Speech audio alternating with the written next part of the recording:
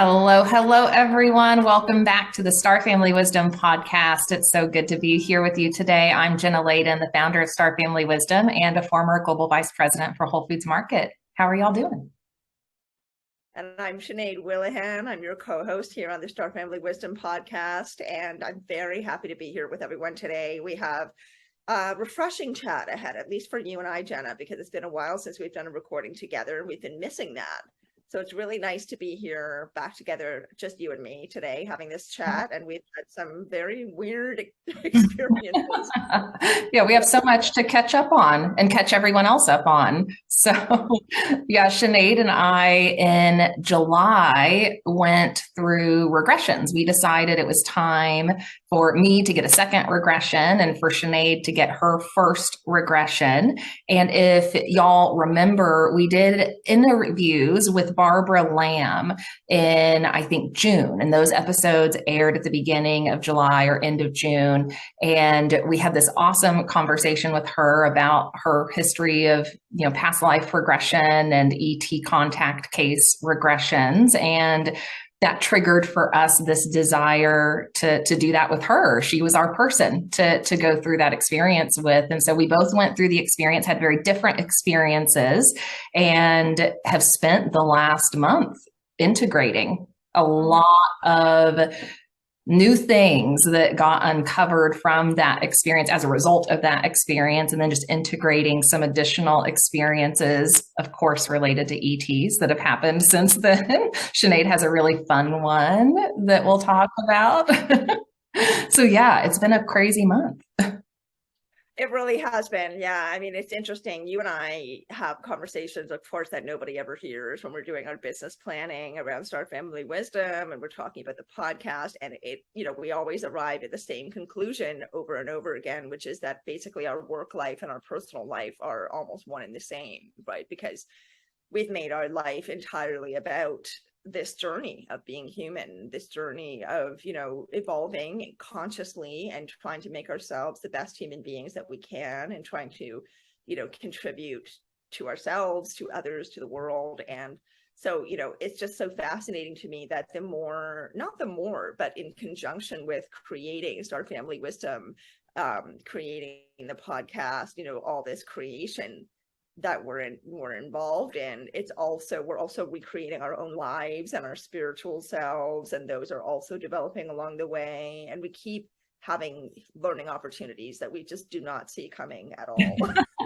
Yeah, it's like, even though you're on the journey for growth and evolution, and we've invited expansive experiences by stepping fully into this world as our lives. And even then, yeah, it catches us off guard, which is so funny how that happens sometimes, but it's also so beautiful because it is this just constant process, like you said, of transforming and evolving and saying yes to that, and ultimately remembering our place among the stars. We talk about that as the mission and purpose of Star Family Wisdom, right? To help uncover lost knowledge from the stars, uncover information about our human story that's been missing, from our modern history. And that's essentially what our lives are becoming. And a big piece of, what happened with the regressions, just continued uncovering of that lost information. Yeah, I mean, it really is something else. I don't think I'll ever get used to the validation and the support and, the confirmation that we get that we are doing the right thing. Because, of course, every once in a while we say to ourselves or each other, are we crazy? Like, is this, I mean, we've just not really, we know that we're quite sane, rational people, but just we're not living the conventional way. We've changed our lives so tremendously. While it feels right, it also, there are these moments where it kind of bumps up against the 3D, or, maybe the 3D parts of ourselves that we still haven't fully let go of. And what I mean by that is all the expectations that come along with the usual life, right? Like, you should have accomplished this by that age. You should have these elements in your life in order to truly represent yourself as a happy together person, right? And you and I have just never gone along with those things yet. and all this other stuff that we're doing, meaning the intergalactic perspective and, the ancient human knowledge and origins and all of this so-called unconventional information that we love and that we live within, it feels good, it feels familiar, it feels right. But, we still spent a lot of our human lives in this other reality that doesn't accommodate all of that knowledge. And so I just feel sometimes like they just bump up against each other, and it kind of makes me stop and go, okay, I need to just be aware of where I am right now, and what brought me here, and why I am here right now, and what's motivating me, and ask for help. Yeah. And so going for regressions is a way of trying to get more clarity and trying to get more answers and insight, and tap into a subconscious part of our mind that remembers a lot more than we consciously do. So I think we should start with yours. I mean, I had my first regression with Geraldine Roscoe, but you had your first regression with a man that not many people know of. You found him. Can you tell that story again? Actually, let's just start at the beginning. That's a good idea. That's a good kind of foundation for some of the information that came in the second regression. So that was in 2020, and that was in Texas when I was living in Austin. And my ET contact started in a more conscious way in 2019 by receiving telepathic messages that I couldn't really discern where they were coming from at the time. So just for context for the audience, for those who don't know my story, my awakening started pretty abruptly in 2017 after a major relationship ended. And that sent me into this dark night of the soul, this phase of questioning life, this phase of, asking, why am I feeling such intense, deep emotions? When you ask those questions, the universe provides answers, right? And so all of a sudden the answers came flooding in, and they started coming from sources that I, again, couldn't quite understand, what they were. And so at the time I thought maybe these messages were coming from angels, guides. I had progressed far enough in my spiritual awakening to be open to that, to be open to the idea of spirits. And I was a questioning and curious person. I was fascinated by space. I thought it was absurd we could possibly be alone, right? But I was one of those people that was like, where's the evidence, right? I don't have the evidence. Where's the evidence? It hadn't been presented to me yet. So I'm getting, these messages. I'm starting to have all of these strange synchronicities and these moments of emotional release when I was stumbling upon information related to UFOs or abduction cases. And I started to, feel like I have some sort of connection here to ETs, I think, that has been suppressed in my mind because I knew enough about the science of the mind at the time to know that when those sorts of, emotional triggers happen, sometimes that's coming from something that's suppressed, that's trying to get released. So that's what led me to that first regression, was this series of, the messages coming in, these big, heavy emotional releases, and then just a bunch of strange synchronicities related to the ET, UFO phenomena. So in the first regression, it was with this man in Texas who was a quantum hypnosis healing technique practitioner, so of the Dolores Cannon lineage, which I had read a bit about. And in that first regression, I was nervous going into it. I was kind of scared about what was going to be accessed, because at the time I had really understood the phenomena and understood abduction cases from the standpoint that they were scary and traumatic. And I hadn't gone so far into my understanding of all of this to understand that those cases aren't always traumatic, right? And that sometimes there is just this beautiful support that we've learned about, through our journeys. And so I went into it with a list of questions about some of those moments of emotional release. You can learn more about this too in our first episode where we talked about some of our ET contact. I think that was episode 3. And so I go into a little more detail on some of this there. And I had this list of questions. I wanted to see past lives. So the therapist guided me to past lives.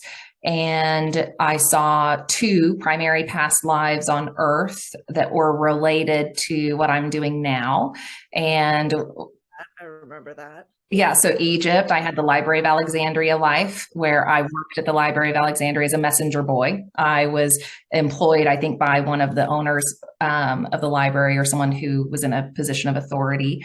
And then the second life was life in Greece, running or helping to lead a mystery school. And I think that was in the Eleusinian mystery school tradition. So we saw the past lives, we did that, and then the therapist did the typical practice within QHHT, which is talking directly to the subject's subconscious or higher self, which is a method of pulling out more detail, getting clarity on things that maybe were seen in the past life, scenes or in some sort of contact scenario. So in that regression, I didn't see. I didn't have visuals of any ET contact. I don't think I was ready to see it back then, because my awakening had progressed pretty quickly. And so long story short, I saw the past lives, and then the therapist asked this series of questions, which helped clarify where those messages were coming from that I had been receiving. They were coming from ETs. What some of these emotional releases were about and what some of these other strange synchronicities were about, nudges, and ET contact. And the emotional release was my, psyche, my subconscious starting to release, this inner knowing that I'm connected with what's out there, that this isn't just it for me. And so that had been blocked, from my consciousness up until that point in my life. And so that's why the emotional release was so, heavy. So we learned about all of that. And then at the very end of the regression, they started talking through me. So my answer switched from like my higher self talking about me as a person in this life to, we have always been watching, we have always been supporting, we blah, blah, blah. And so then they started clarifying, certain aspects of my experiences and giving essentially some guidance and direction on my mission in this life, which was ultimately to do this and to build star family wisdom and bring these messages and this wisdom to the world. So that was regression number 1 in a nutshell. Mm-hmm.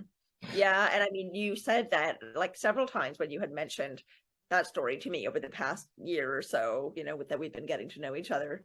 You had said the same thing every time, which was that the regression therapist did not ask this one question, because you had given him this list of questions to ask. Yeah.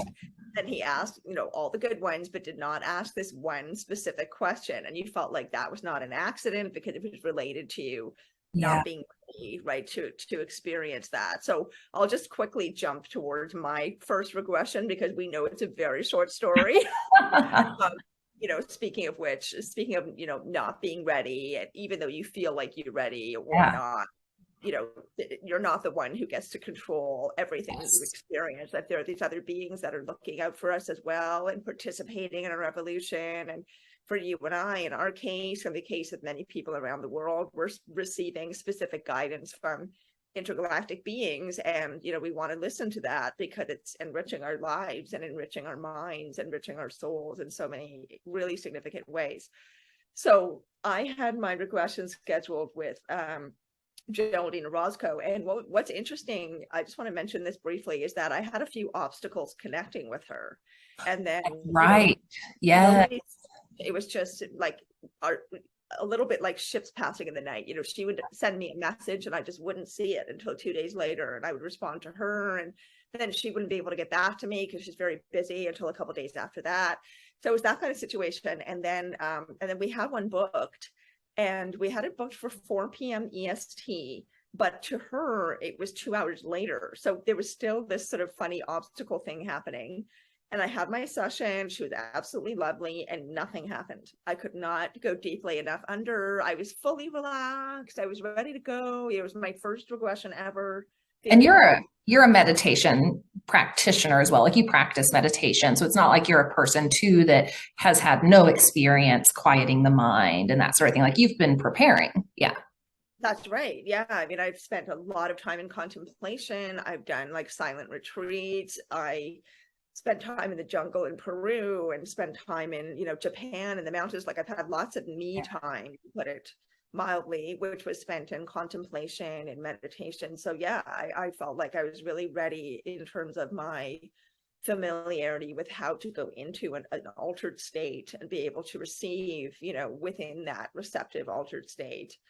And I just couldn't get there. And so nothing happened. And I came out of that feeling like, oh, okay, that was a little bit disappointing, but I wonder what that's about. I guess there must be a reason. And then meanwhile, you and I knew each other. This wasn't even that long ago, maybe 2 months ago. I had this regression with her, or attempted regression.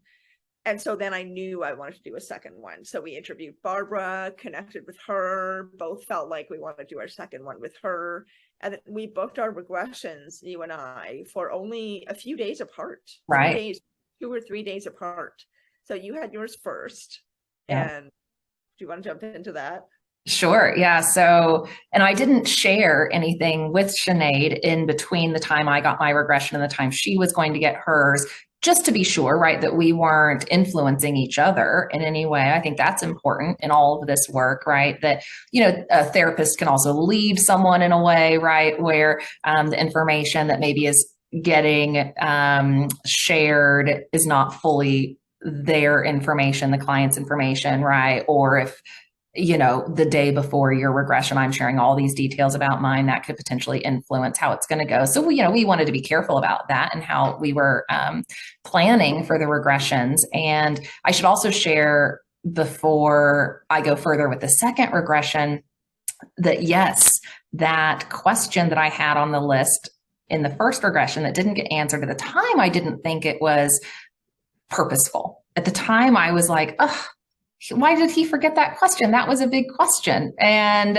I was a little miffed about it. And it's taken this long, right, for me to realize, based on the experience I had in the second regression, why it had to be in this time, this place, with the person I had, Barbara, for it to be a safe healing experience, because this stuff's deep, no matter like how much work we've done to prepare, like it is deep and emotional. And even when it's benevolent contact, we're still humans, right? Who are connected to this collective consciousness of denial, of that being part of our reality. And so integrating that is big work, and it's hard. And so yeah, I recognize I was so not ready back then for what I accessed in this regression.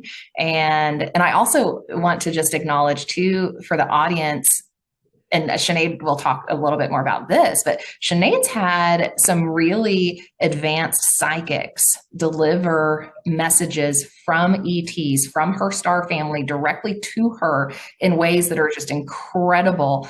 And those messages have said, your experience of contact with us and like accessing the memories, in a nutshell, I'm not saying it exactly the way they said it, is supposed to be different than other people's. And it makes me wonder if that's why you just haven't accessed some of that information via regression yet, because you're supposed to be accessing it in different ways, which have been some really incredible ways I haven't experienced. So you'll talk more about that and those incredible contact experiences you've had, because Sinead has actually had more conscious contact than I have. So while I'm going through this process of uncovering suppressed memories of contact, Sinead has actually had conscious, like visible contact with ETs that I haven't. So it is really interesting how like we're both having really significant experiences related to contact. It's just the information about it and how it's occurring and what's suppressed and what's not is a little different for both of us, which is kind of cool. Yes, like I feel like this is actually a really good time to mention, one of my favorite things about your experience, which is how they come through you directly in connection with the work you're doing for Star Family Wisdom. Yeah. Like that is how, I may have more visual or more conscious contact, but you have more of that channeling experience where they're working through you to help you create Star Family Wisdom. And the feeling that you have when that occurs and when they're just information, like content, courses, books, whatever it is that you're making at the time, it's just flowing out of you. You know, the phrases are just right there. It all comes out almost like it's whole, you know, like it's just coming through an elevator shaft. Yes.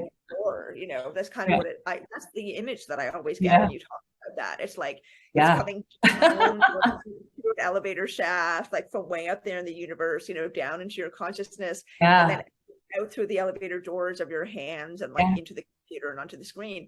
And for me, that same feeling occurs in a different context, like not exactly the same feeling, but the feeling of having, I've described it to you as a kind of tube of direct contact where I just know they're there. I just feel them. I feel their presence distinctly. I have the experience of having like a back and forth conversation with them. And there's this particular energy that occurs. And then I experience growth in some way or another. Like I experience a realization, or I experience greater insight about something that, you know, my mind is just awoken in those moments. And so is my heart consciousness. So it's really interesting how, as you're kind of alluding to, you know, we have direct contact and we relate so much to each other. And this is why we're working together, right? Because we've had this contact, yet it's manifesting in ways that are right for us. Yeah. And feel matched to how we're able to digest the information and, you know how to, what to do with it. Like you're a very kinesthetic, action oriented, amazingly efficient and productive person. I'm more, I don't know, I want to go sit in the woods with the birds and like, you know, stuff comes to me in that kind of mode. We operate differently, but we have so much in common. And a lot of people who are also experiencers, I hope relate to a lot of what we say as well, because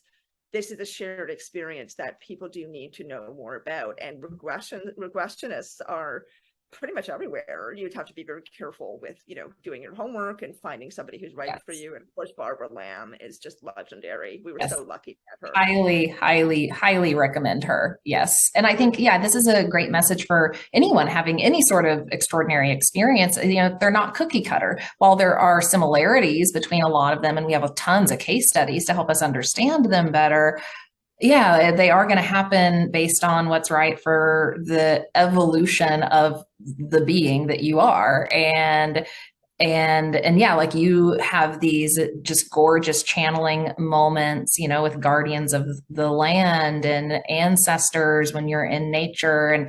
And like you said, I have these incredible channeling moments when I'm in this ability to flow information out of me and onto the page. And so it's just so fascinating how it happens differently for people. And I should say too, before getting into the second regression, after the first one, while I didn't have an experience in that regression where I saw the ETs, you know, I learned about them and my connection with them and they talked through me. Then after that, in meditations, and as I started doing deeper shamanic work and getting initiated into that lineage of, you know, energy medicine and spirituality, I started having more spontaneous like visions and even past life memories pop in from time to time, where I saw myself as a mantis being in one of those. I saw myself as a feline type being in one of those. So it is like that regression episode then allowed this unlocking, you know, of more information to flow in the last couple of years. So I've been piecing together, you know, some more information about who I may have been connected with, and all of that sort of stuff. And that's really filled out that storyline, I guess, of my soul has filled out a lot in the last 2 years. But there's still been some big missing pieces of the puzzle. And one of them was that question I had in the first regression, which was about a childhood scenario. So I had a recurring dream as a child between the ages of 4 and 5, and it had happened over and over. And I don't even know how many times. I can't really pinpoint that. I don't really remember, but just enough that it was just over and over, you know, for a couple of years. And it was scary. It was a scary dream. And I would wake up startled, and it was prominent enough to have stuck with me all this time. And in that dream, I was dreaming of this flower, this red rose, and it was like in space. It was surrounded by darkness. And as the dream progressed, this darkness was like closing in on the red rose. And as the darkness got closer and closer and closer to closing in on the red rose, then I would wake up. And I would wake up in this state of feeling like I had a nightmare. So that was one of the questions I had in that first regression that never got answered. And I had it on the list because I had started to learn a little bit through some of this, research around abductions, that recurring dreams might be some sort of indication that there's something else under the surface, to be discovered. So I just didn't know. And I was curious about that. And so that was the big thing that we explored in the second regression. So Barbara regressed me back to that event as a child. So the night I had the very first dream, and she was great at getting me into, such a deep state where I was able to start to like re-experience it, like from the standpoint of my child consciousness. And that was wild. Like just being in, like, it literally was like I was reliving it from the standpoint of a child, because even the words that I was using in that part of the regression were really childlike in terms of how I was describing it, in terms of like the fear that I was describing that I was having. Like the word mommy, was coming out of my mouth, like that sort of stuff was happening. And long story short, that dream was not a dream. and it was a screen memory for contact that had been happening since I was a child. And in the regression, she guided me to where I was when that dream was occurring. And I talked about I'm in a room, but I'm not in my room. And I'm somewhere I'm not supposed to be, and I don't know where I am. And so that was kind of how it began. And as she's guiding me with questions to help me describe what's happening, then more detail starts to come in. Like I'm kind of seeing, this scene, and I'm on a table, and it's kind of hard and flat, maybe metallic. And there's a being on my left and 3 beings on my right. The being on my left is a tall, like what we ended up learning, a mantis-like being. And then the ones on my left appeared to be what we see as like the gray type beings. Pretty typical. Just for the audience, who are widely thought of as being the ones who so-called abduct people. Right. But we've learned that there's many, many, many different kinds of grays, and one of them are these very small biological, Yep. what do you call them? Kind of like the word I'm looking for, like Data from Star Trek, androids. Yeah. Yeah. Like androids, right? Who are there? They're designed for the purpose of being assistants, right, to these processes. So they don't really have emotions, and that's what kind of freaks people out. So these little beings are beside you at the time. I just wanted to illustrate that. Thank you. Audience. Yeah. And as Barbara's asking me about these beings, again, from the standpoint of a child, I'm articulating that they're staring at me. They're like looking at parts of me, which felt uncomfortable.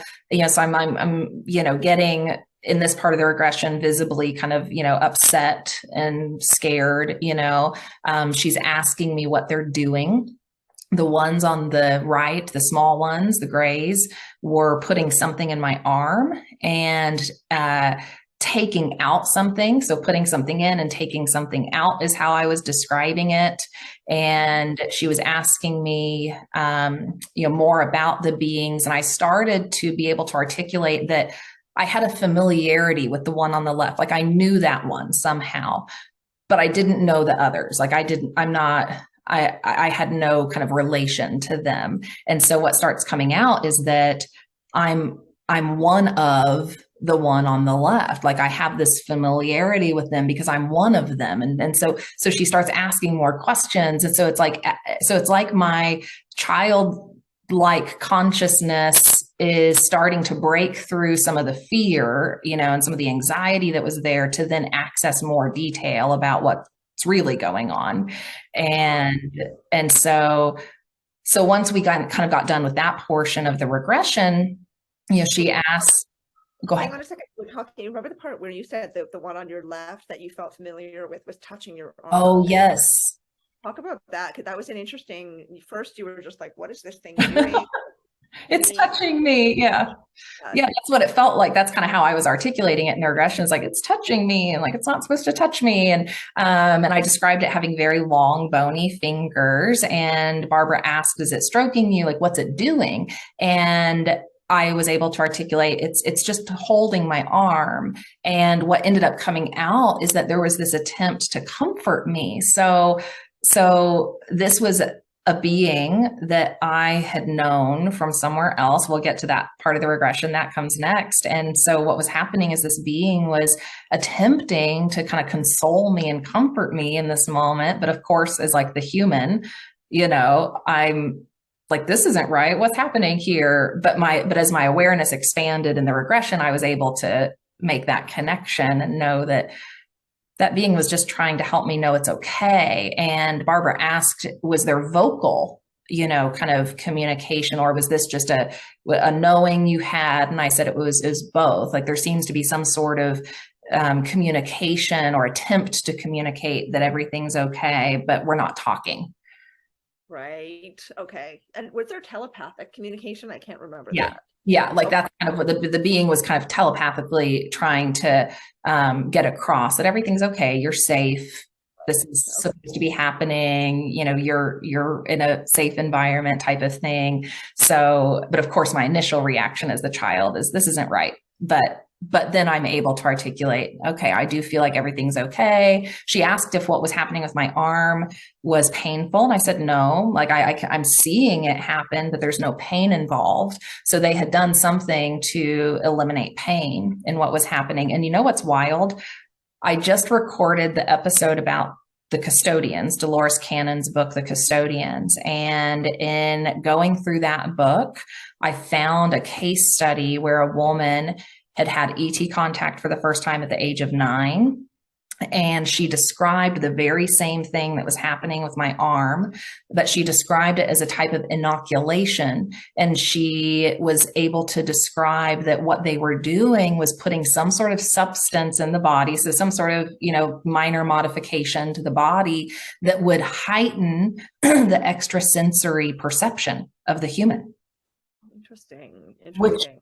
when I read that, I thought, well, gosh, that kind of makes sense that maybe that's what was happening to me, because we know that as my life has progressed, my extrasensory perception has heightened more and more. And it was a little more subtle in the earlier part of my life, but it was there. So I've always had it, so I don't know, maybe that's what was going on there. Yeah, and at some point, I mean, you've mentioned before, I don't know if this was related directly to your session with Barbara, but you said that they had told you at some point that they did come to check on you. I think it was during the first question that they would come and just check on the body and just make sure that the body was okay, meaning your body. And I wonder if that was also part of it, just kind of maintenance and just making sure that you're growing properly. Yeah. You're not going to get this disease or that disease, just so you can come into where you are now and fulfill this role in your life. So that's what ended up coming out as the regression continued. And as Barbara, she didn't, ask all of the questions about what was happening in that childhood, or that, child contact scenario when I was in the consciousness of the child. But later in the regression, she asked more questions about that to try to get more information. And what ended up happening when I said I had familiarity with the one on the left, the mantis, she then regressed me to a time where I knew that being.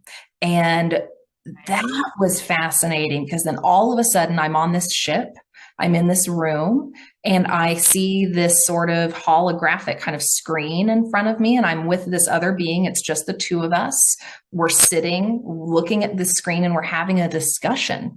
We're having a discussion about me coming to Earth, and we're looking at this lifetime and what would be completed in this lifetime. So very similar to some of the cases you hear about when people go back to the spirit realm and they're doing kind of life review and picking out, lives they can go to. But in this scenario, I was talking about how there was a decision to be made about how my group would be helping Earth and who would be going. And so that's what this discussion was about. There was a decision to be made, right? Like we were signing up, to go help Earth in some way, shape, or form. And we were in the midst of figuring out the fact that I would be the one to go from my group. It would be me and two other souls. And then we were looking at the life, we were looking at my parents, we were looking at, the parts of my mission. So there was articulation about that there would be a very specific part one and a very specific part two.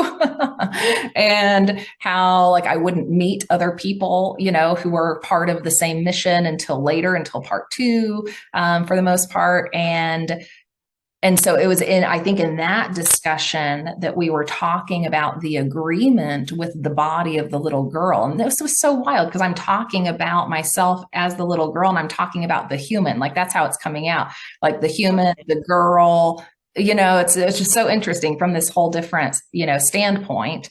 And so we're talking about the girl, me in this life, and there being an agreement to support modifications with the body and this agreement to have, ongoing contact and check-ins, to make sure that, like you said, the evolution was happening appropriately.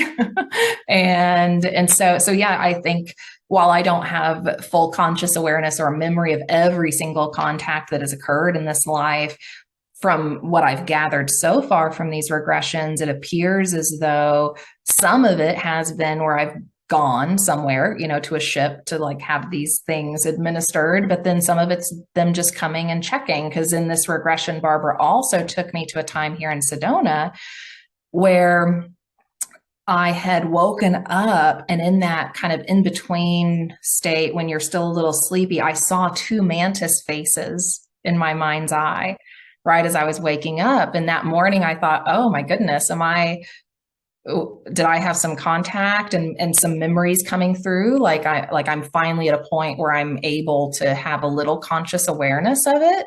And so Barbara took me to that night, and sure enough, there were two mantis in my room. For anyone out there who's like, what are they talking about? I know it sounds wild. I still feel that way. And it's like, I've had so many experiences and these sorts of, scenarios like the regressions to help validate this. And still I have moments of being like, what is going on here? But yeah, there were two in my room, one on my left, one at the foot of the bed, and they were just checking in. There was nothing else really happening. It was just kind of a check-in. They were scanning my body with some sort of light beam device thing. And it was just a checkup. At Star Family Wisdom, we're experiencers of ET contact. That's right, we're in communication with ET beings we know as our star family. We've had lives in advanced civilizations, and we're here to be a bridge between the galactic community and you. And the galactic community can't wait to meet you. That's why we created the Meet the Star Races course. In this course, I teach you about the star races who are in contact with Earth right now. How do I know who the star races are? Well, my star family guided me to the information they want you to have. Just like all of the other information here at Star Family Wisdom, we bring you the wisdom and guidance that our ET friends want you to know. You'll learn about our true ancient history, why the ETs have been here on Earth, and what we can learn from our ET brothers and sisters. The star races are part of our history, and they're part of our future. Join the galactic community today with our Meet the Star Races course and use the code GALACTIC at checkout to get 50% off. So yeah, so just nice and light and friendly kind of thing. I mean, a lot of people, I know it's very difficult, and you and I have talked about this in previous episodes. It's difficult for some people to hear about our experiences or the experiences of people who have had really positive contact, because there are people who have been really traumatized and terrified by their contact and don't know how to make sense of it. So that's one of the reasons that you and I do this, right? Is to spread the word about the fact that it's not all that popular, for lack of a better word, media representation, the most widespread representation, is not necessarily the most accurate one. And also that our fear often prevents us from seeing what's really going on. Yes. So, as Ray Hernandez and Edgar Mitchell, who we both admired very much, they started the Free Society, sorry, not the Free Society, the Free Foundation.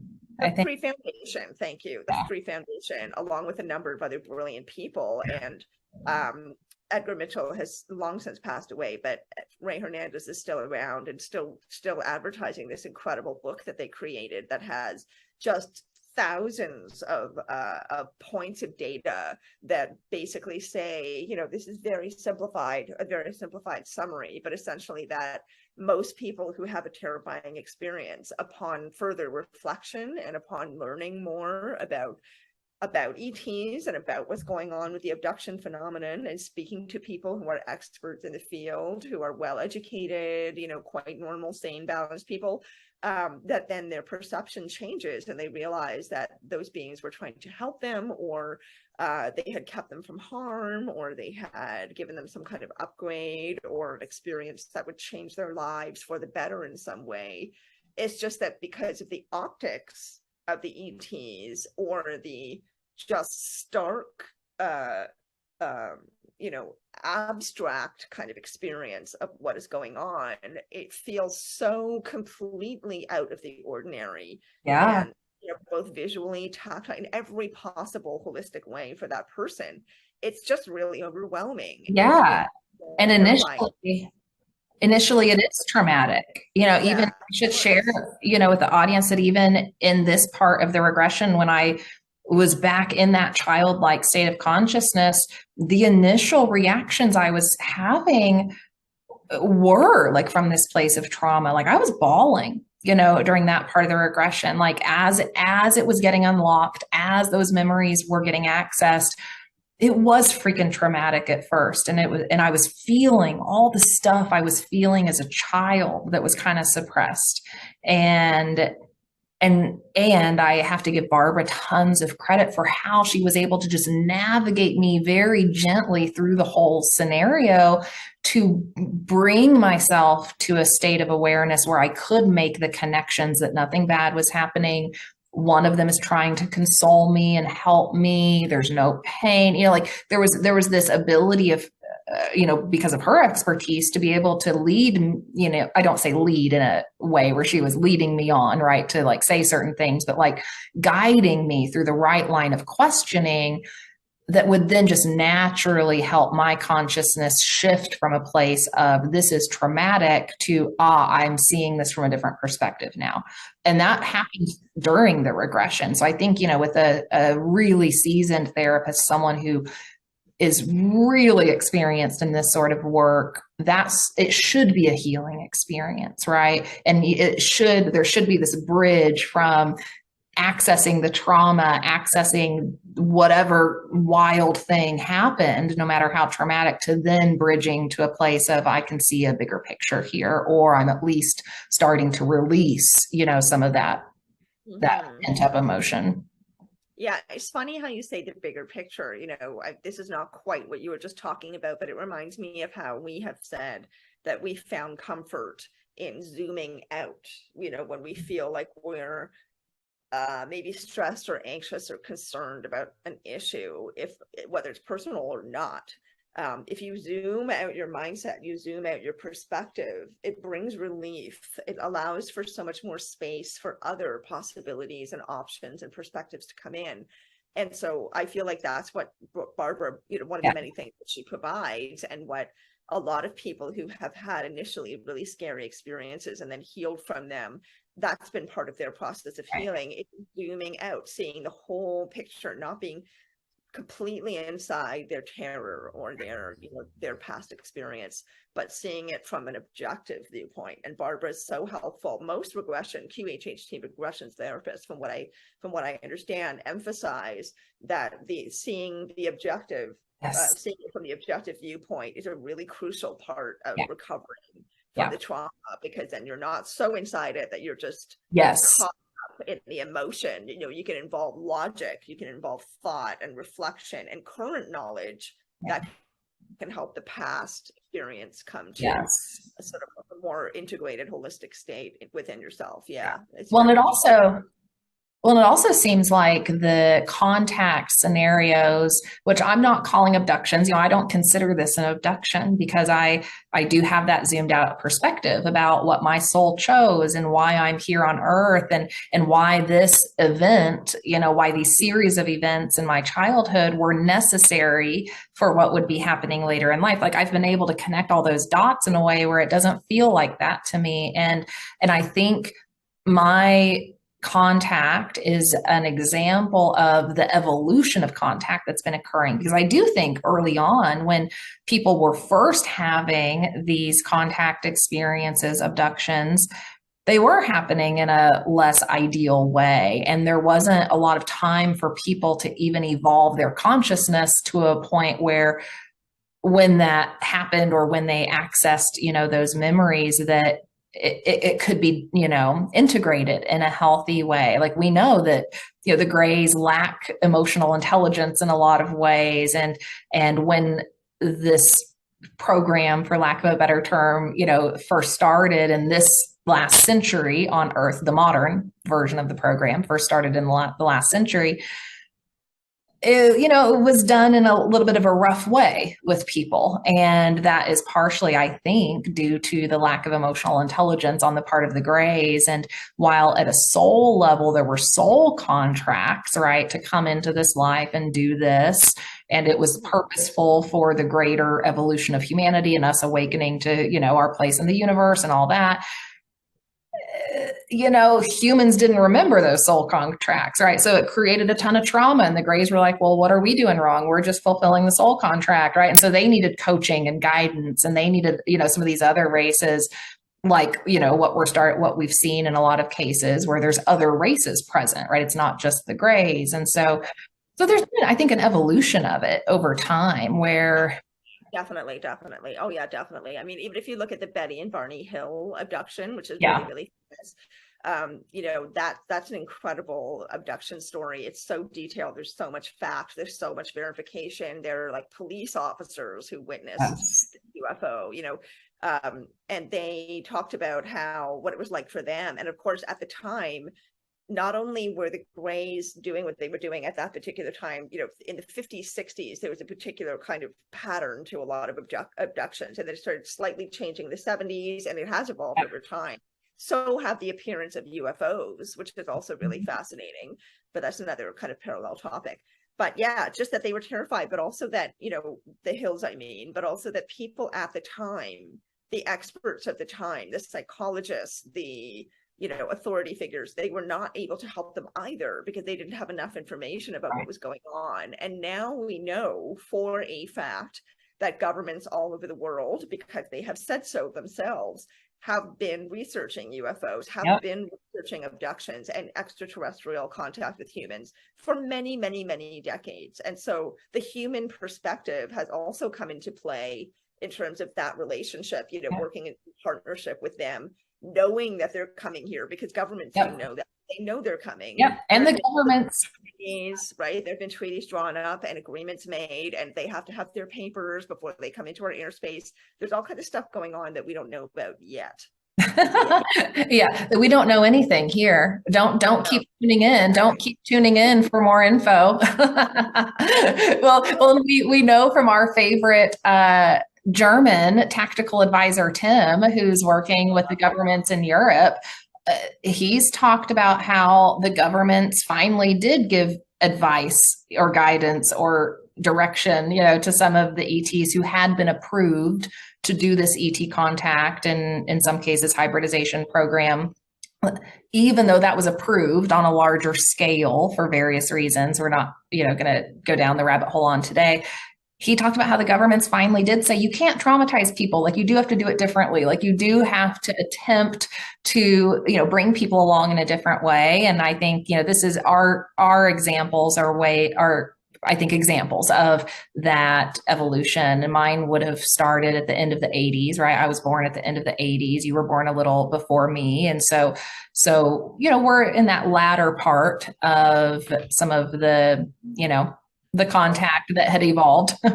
Yeah, we're definitely, very, I think, lucky that way. I don't like the word luck because it suggests that there's just wild chance when Sure.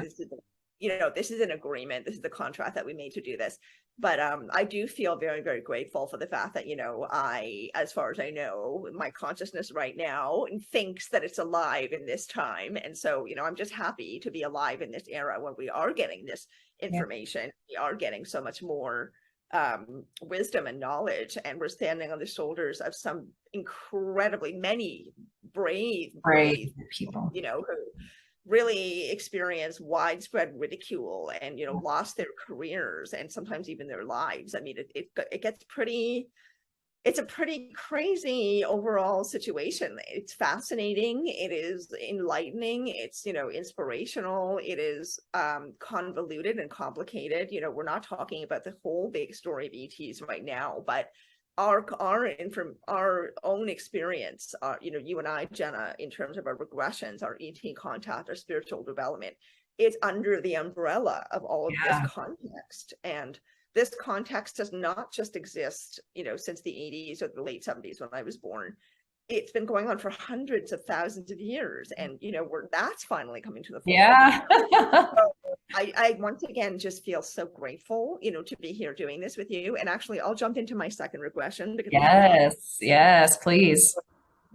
So in conjunction with what we're saying, I had absolutely nothing happen in my regression with Barbara either, but I don't feel disappointed by that because it was all meant to be. And as you said earlier, Barbara has this wonderful, gentle, skillful, very skillful, I should just say mastery of how to guide people through these sessions. And so even though I couldn't go under, same thing as what happened with Geraldine, I just could not get there. And I was even saying to Barbara, hey, Barbara, I'm not deeply enough in trance. Can you just take me through that whole walking down the stairs visualization again and help me? Hopefully I could go more deeply in, if we do it a second time. She walked me through it a second time. I still couldn't really go under. I just couldn't. And I was feeling totally relaxed. My body was relaxed. My mind was relaxed. I was not nervous. I felt in excellent hands with Barbara. And so then the session became, why wasn't I going under? And what was happening there? Because Barbara was saying to me, I can see that you're very willing and able and you're open and you've been excited and ready, for weeks. So let's talk about this. And so she helped me go back to my very first conscious meeting with the ETs, which was in Peru in 2017, when I met a whole big bunch of them that were all not standing. They were in the form of twirling, jumping, sparkling, moving, undulating, light beings, light bodies. And they were in front of their UFO. They let me come in very briefly into the UFO. And then I was back outside again, and they were incredibly enthusiastically inviting me with so much joy. It was an amazing experience. Inviting me to go up with them and saying, okay, we're going to take you up now. And they kept saying this over and over again. Now, gotta go now, gotta go now. But I was having, this was, within an ayahuasca ceremony, which I needed in order to break through, to be able to see them and for them to be able to let me know that they were there. That was a really pivotal experience. And but because of it, ayahuasca is quite hard on your body. And so my stomach was really upset and I was feeling very distracted by my physical body. Even though I was in this other dimension with them, I kept getting sort of pulled back into my physical realm a bit and couldn't really go up with them upon their invitation. So they told me, don't worry, this is your invitation. Basically, we'll be back, so I knew that I would somehow, somewhere see them again. But I couldn't go with them. I couldn't go up to space. I couldn't get in the UFO. And that felt a little bit unfinished to me. And so what was happening during my session with Barbara was that even though my whole body was totally relaxed and I was willing and, ready and all of that, my stomach was bubbling and my stomach was talking and it was active during that session. And so I hadn't really been paying attention to that. And she helped me realize that connected me back to that experience. And I realized that I had had this little bit of a fear of, not fear, it was more like just apprehension, I guess, more than fear, about what could happen if I fully let go. It was like my stomach didn't quite know that it was ready for that, right? So we talked through that a little bit, but then what ended up happening was I'm pretty sure I had a contact experience, because it was either that day or the next day. Do you remember, Jenna? Am I Yeah. Was it the next day that I had that weird day where I was just gone for the whole day? Do It you was, remember? yeah, I think it might have been like 2 days later. But yeah, Okay. you ended up with a very big episode. I certainly did. I disappeared for a whole day, and you were so worried, and you were trying to track me Yeah, down. I couldn't get a hold of Sinead. Like, we're in contact every day, for the business. And she had missed a meeting and like was not replying to any of my texts. And I'm like, oh my gosh, like what's happening to her? This is so unlike her. Sinead's like so responsible and communicative and thorough in that way. Like, this is so not right. Something's not right. Something's going on. And something was going on. It was going on. I mean, I was basically unconscious. I remember getting up that morning, and I told you I had a memory of going and making myself tea or coffee or something. And I was sitting on this couch holding my mug and drinking hot liquid, which I'm pretty sure was coffee, and thinking, oh my God, I'm having a really hard time waking up. I feel so groggy, And then I didn't remember anything else after that, except that at some point I woke up on the floor of my living room with no clothes on. Right. And then hours later, and then I don't remember getting up from the floor. I don't remember lying down on the floor. And then hours later, I wake up again and I'm in my bed with my clothes back on, for what I remember. And then I was just completely not here. I was just completely unconscious, off somewhere else, and quite sure that I'd had some kind of visitation. Plus, I got a message from Jenny, the psychic who you and I interviewed. She sent me another message from the ETs that was directly related to my experience with Barbara. And this is the message where she said, don't worry, basically, don't worry. You're trying too hard to do things the usual way. And you just need to realize that you're going to have contact differently, and that you don't need to have, regressions, or it's not the right time or something like that. I just could not believe it. It was just Jenny had no idea. I mean, as always, whenever she sent me these messages, she had no idea of what I had just experienced. She had no idea I just had a regression with Barbara. And she sent me exactly the right message, telling me, don't you worry, we've got you, we're with you, this is what's happening, we're looking forward to more communication, keep doing your practice, right? So Isn't this the message where they said something about August 8th? Yes, The thank 8 you. portal? Yes, thank you. I forgot about that. They did say, make sure, basically they said, make sure you make use of 8-8. Don't pay too much attention to the whole portal thing. Like they were saying, don't think too much about it, and don't believe everything about the 8-8 portal, but it is an important time and you need to utilize that time for yourself. So I just went, oh, okay. And then I just completely forgot about that. And something about this astrology, like something about paying attention to like the positioning of the stars at that time or something, right? Yes. That was part of it. Yeah, it was. And you were encouraging me to follow up on that. And I did not do the greatest job of following up on that. Jenny was all me too. Well, but then fast forward to 8-8 and what's happening? You're out looking at the stars and so on Sunday, the 7th of August, I was having a bit of a rough day. Every once in a while, this does just, life just feels like a lot. Like every once in a while, I'm just aware of the fact that, being here on this earth at this time and in a human body is just kind of tough at times. And you just feel it every once in a while, Yeah. So I was having kind of a rough day, and I was really missing them. I felt like I hadn't had enough contact with them recently.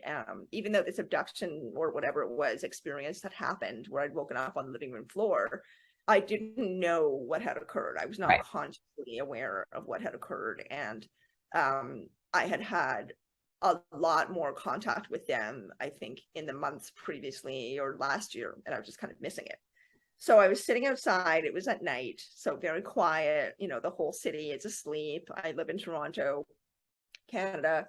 So I'm sitting out on my balcony. It's about 11:30 at night, and I'm just thinking to myself, and I'm just contemplating everything, and kind of doing a spiritual practice where I'm reflecting and I'm being aware of my energy and like checking in with myself and giving myself a little talking to.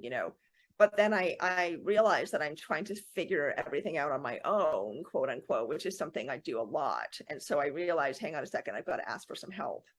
So I just started talking to them, and I just said, I really, really miss you. And then I ended up just being full of emotion and said, it became really a prayer. And I said, I really miss you. I really, really need you in my life. I really, really need to spend more time with you, have more contact with you. I need your support. I need your encouragement. I need your guidance. I miss you. I want to see you, and so I was just pouring out my wish for greater contact with them and for more symbiosis with them, really, like just wanting to have a more conducive and consistent experience of having them in my life. And I want to see them. I want to meet them. I want to be with them. Right. So I was really expressing this, not thinking at all about the date, like not thinking. I still have a bit of pandemic brain, right? I still have to like regularly look at my phone and be, oh, right, it's Wednesday. Oh, yeah, it's the 12th. Okay. Yeah. It's not Monday. It's 5 p.m. It's not 2 p.m. You know what I mean? Yeah. Post-pandemic life. Yeah, right. So I was out there just not thinking at all about the date, not thinking about Lionsgate, as I said, completely out of my head. And that message I got from Jenny and the experience I'd had with Barbara was at least 2 weeks before. Right. So, so I'm just sitting out there and I look up at the sky in the midst of this emotion and, feeling the connection with them, and I'm feeling that they're there and they're responding.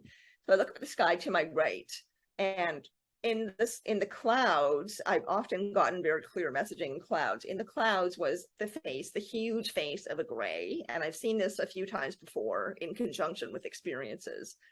But this was definitely the most detailed face. And so I just watched it and watched it and watched it. And it was just staying there in the clouds. I mean, clouds move. This cloud was not. So it just stayed there and stayed there and stayed there. And I was watching it and watching it, and it was slowly becoming more and more detailed. So I was seeing bone structure around the eyes and under the eyes, and the whole bone structure of the face and the mouth and nose, just detail. So I'm looking at it and looking at it, and I knew that I had looked at it for at least a few minutes, because at one point my neck starts getting a little sore on this side. And so at that point I said, okay, I think I've seen what I need to see. Thank you so much. Right. But the gaze of the face was not looking straight at me. It was looking a little bit past me, sort of westward. And so to give my neck a break, and out of curiosity, I decided to follow the line of sight of the face. So I turned and I looked to the right.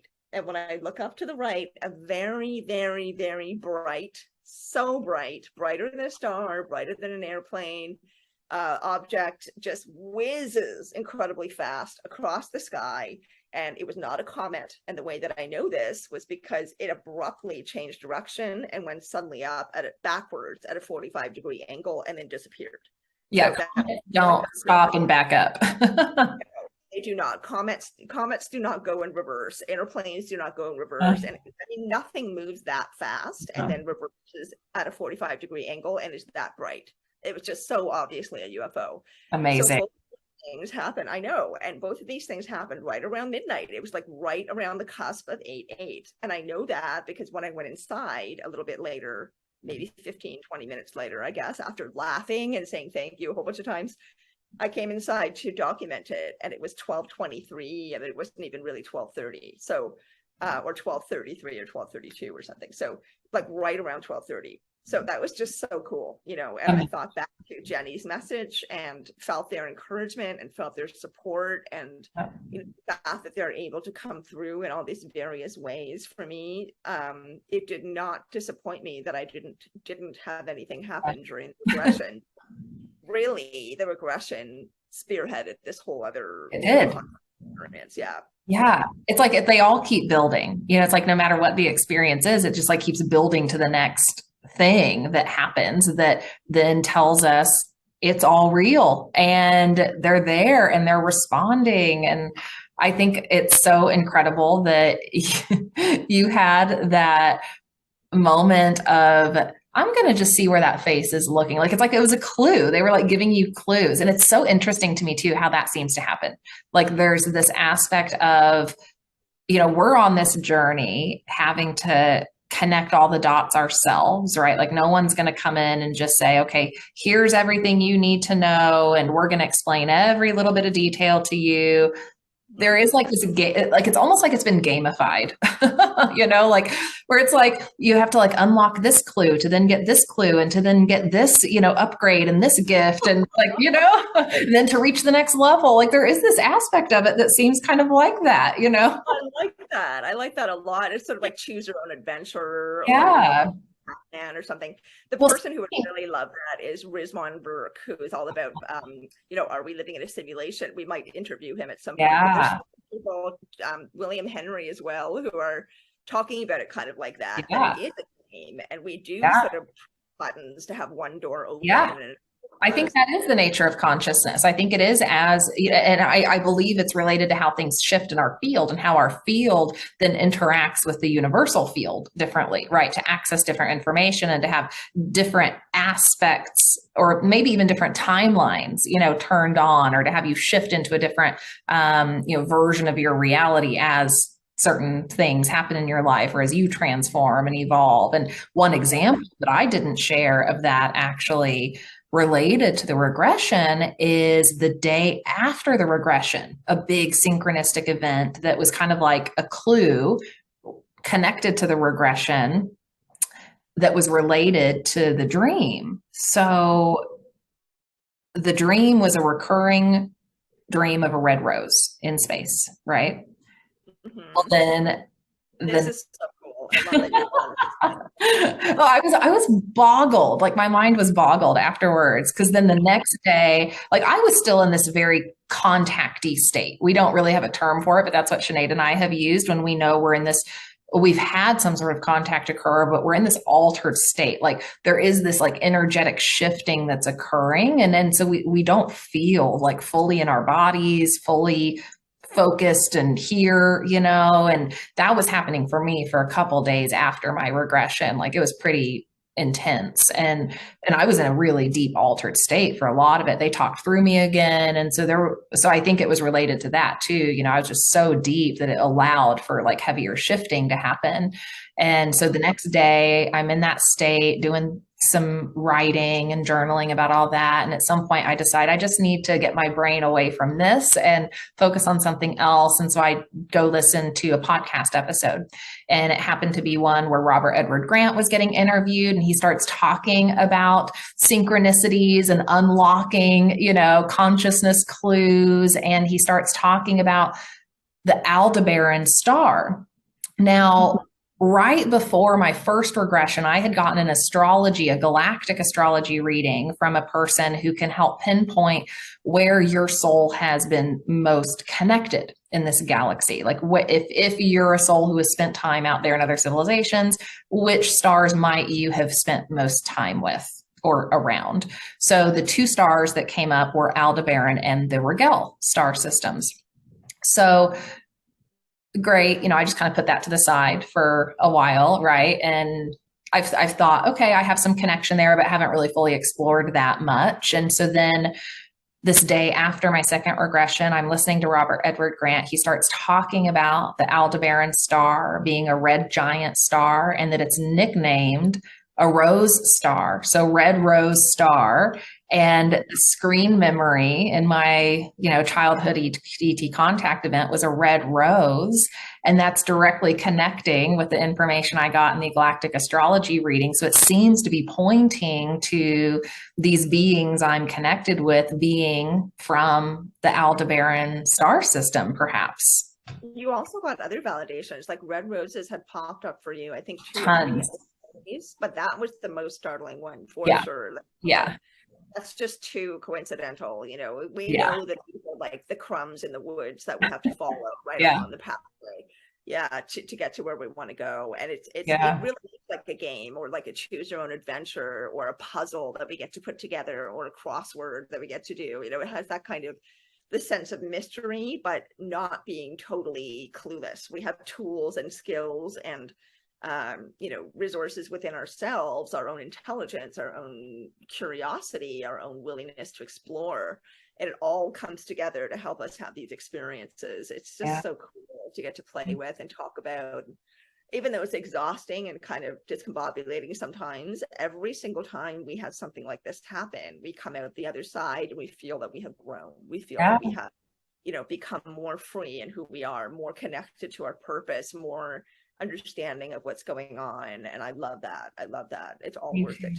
Yeah. Me too. Well, and I think, you know, it's such a good reminder for us all that when we have these hidden parts, you know, of ourselves, right? When there's a part of ourselves that we haven't fully brought into our conscious awareness, you know, that prevents us, you know, from just accessing the fullness of life, and it prevents us from really living into our highest purpose. And so we talked, you know, at the beginning about how, you know, we invite, you know, this sort of expansion, even when it's a little hard, even when it's challenging to the current environment we live in. It's worth it because it is the transformation that makes magic happen in our lives. You know, we teach about manifestation at Star Family Wisdom, or at least I should say, they've channeled information through me about manifestation for our audience, because most of what's, you know, on Star Family Wisdom is from them. It's not me or you, right? Like, we're just vessels, you know, for spirit and these other beings to offer information through, and we're letting that happen. And so yeah, it's about meeting those challenges and inviting expansion and being prepared for the work that goes along with it. Yeah, that's so true. And, you know, I'm having a really funny visualization as you were talking just now, because you're talking about magic and how we're just a vessel for all of this to come through. And I was thinking about, I suddenly saw myself as a kind of machine that's full of all these, like the inside of a clock, you know, with all the whirligigs and all the turning. And that it's my responsibility as the clock to make sure that all my parts are running properly, to make sure, you know, they're oiled up and they're clean and they're going to run smoothly, so that I can channel whatever it is, so that can come through me. And then I had this visualization of what is it, Cinderella, with like the talking teacup and the teapot and the clock and the bureau. They all can talk. Because it's that magic of, you know, those inanimate objects, kind of like how we imagine ourselves as a clock or an antenna or something that's able to receive and pass information through. You know, that's partly how, this is a terrible metaphor, but that's how I'm kind of envisioning what you're talking about right now, that it's magical and happens in all these bizarre ways, just like in a Disney movie. Exactly. Yeah, well, all that's metaphor, right? All that's a metaphor for reality, for what reality really can be. And yeah, like even in shamanic practice, right? We talk about becoming a hollow bone so that spirit can move through us, but you can't be that hollow bone, that hollow channel, if you've got a lot of distortion and trauma and heavy stuff, you know, hanging in your field. And so yeah, that's partially what we're doing with Star Family Wisdom, is bringing information and practical tools that people can use to clear their field, to become lighter, to raise their vibration, to be in a state where contact might be more readily accessible. So, you know, we've learned about that, you know, just the hard way through our own journey. And in that, you know, want to offer ourselves and our team to our growing community for your support and for your evolution. That's what this is all about. We're in it together. And as Sinéad and I think demonstrate, we're all on a slightly different journey. You know, we're all having slightly different experiences, but they're all meant to bring us back into a state of wholeness and meant to help us evolve in the right way for what our soul's journey is. Yeah. Being curious and being willing to explore are two, just, you know, if you just nurture those two qualities in yourself, I mean, that alone creates so much or allows so much to happen in your life. being curious, being open, and being willing. You're just in a state of receptivity. And when you simply practice being in a state of receptivity in whatever way, things just automatically start to open up in your life. And I think that, we've been taught to live really small in so many ways, whether we have wealth or not. We're living in our minds and our mindset and our perception and our consciousness. We're living in such a confined way. And, you and I are total weirdos, and we're proud of it. And we like to, we own the word weirdo as being part of this, unconventional so-called exploring that we're doing. But this is what life is for, I think, right? To be able to taste all the tastes and experience all the flavors and, read all the things and see all the things and experience life as much as we can. And if you do that, you end up inevitably finding out some way or another that things are not quite as they seem. So we want to encourage everyone to be curious and to explore in whatever way that means for you. You don't have to have a regression. You don't have to, have ET experience. I look so boiling hot right now, Jenna. It is crazy hot over here. I have crazy humidity here. Anyway, so just be curious, enjoy life, and go out and, let yourself have experiences, be receptive, and who knows what's going to happen. Thanks everyone for being with us today and being explorers with us, being open, being willing to investigate these things in this part of our reality. We're grateful that you're here with us. So like and subscribe, leave us a comment. Have you had experiences like this? Have you had a regression? Do you have questions about things that you might want to uncover further in your life? Let's chat. It's been fun getting to know you guys in the comments. So we'll wrap up here for today, and we'll see you in our next episode. Thanks so much for tuning in with us. Thanks so much, everyone. Like and subscribe, share with your friends. Thank you so much, and see you soon. Bye for now.